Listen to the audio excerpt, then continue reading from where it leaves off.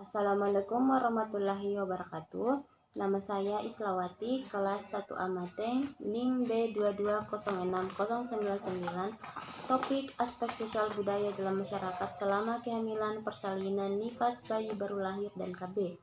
Mata kuliah praktek profesional bidan, dosen pengampu Rismawati SST MKes, Prodi S1 Kebidanan Universitas Megabuana Palopo.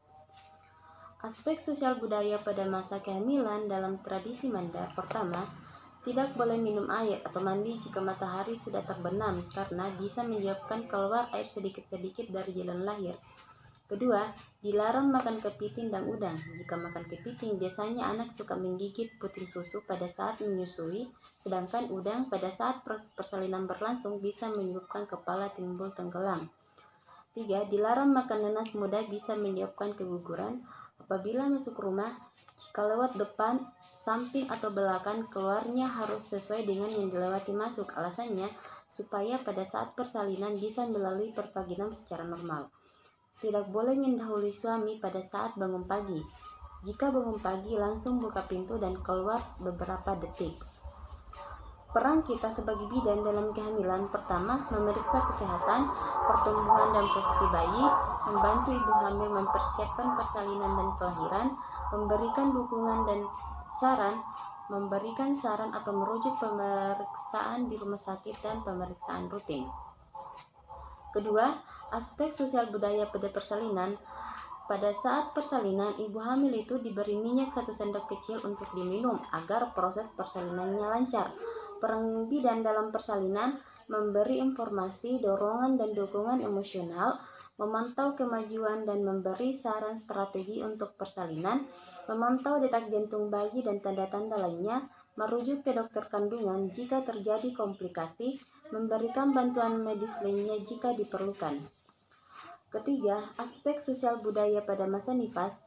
Ibu nifas dilarang tidur pagi, alasannya sel darah putih naik. Kedua, ibu nifas tidak boleh angkat yang berat, alasannya air susu akan hilang. Peran bidan dalam masa nifas itu memberikan dukungan secara berkesinambungan selama masa nifas sesuai dengan kebutuhan ibu untuk mengurangi ketegangan fisik dan psikologis selama masa nifas. 2.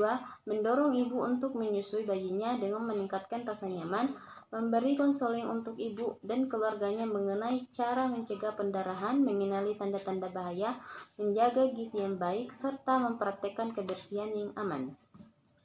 Aspek sosial budaya pada bayi baru lahir. Pertama, pada pusar bayi ditaburi kopi supaya cepat kering. Di ubun-ubun kepala bayi diberi daun pari supaya tidak cepat terkena flu. Peran bidan dalam bayi baru lahir itu: pertama, membantu ibu menyusui dan menenangkan bayi. Kedua, menunjukkan cara memandikan bayi dan mengganti popok, melakukan beberapa tes kesehatan rutin seperti screening bayi baru lahir. 4. Melakukan kunjungan rumah. Aspek sosial budaya terhadap keluarga berencana. Pertama, banyak anak itu banyak rezeki. Peran bidan dalam keluarga berencana itu melakukan konseling atau komunikasi, informasi dan edukasi kepada pasien untuk memilih metode kontrasepsi KB yang terbaik. Itulah tadi aspek sosial budaya dalam adat Mandar. Wabillahi taufiq wal hidayah. Assalamualaikum warahmatullahi wabarakatuh.